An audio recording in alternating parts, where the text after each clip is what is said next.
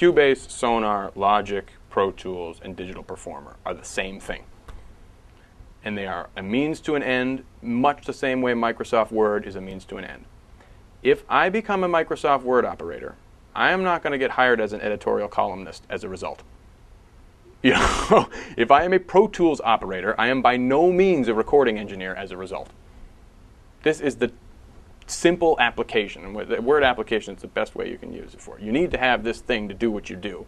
But the technique of making a great record has predated Pro Tools by a long shot. Nobody disagrees with me when I say Thriller sounds great, doesn't it? Everybody likes Thriller. No computers in that room. They didn't have Pro Tools. They had great mics. They had great signal flow, tremendous EQ, signal processing, audio consoles.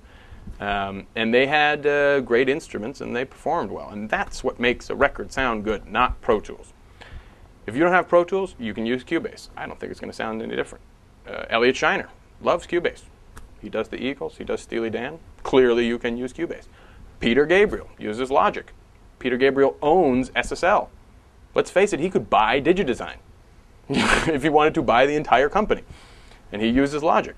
So you can't say that you need Pro Tools for a great record. That is not a good argument.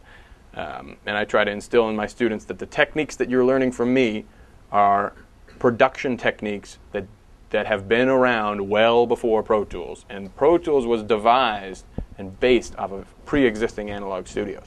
Basically, Pro Tools is a mixing console and a tape machine in your computer. And man, is it unfortunate that people think that they can go to Guitar Center and they can spend money and make a great record based on how much money they spend. And that is such bull, I can't tell you. You can't go buy objectivity at Guitar Center. You can't go buy good microphone technique at Guitar Center. You can't go buy a good ear to use your EQ at Guitar Center.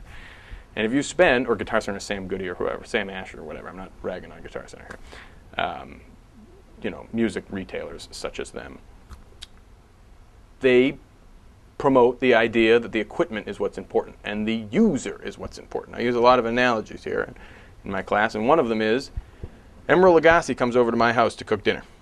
I've got plastic forks. I've got one pot.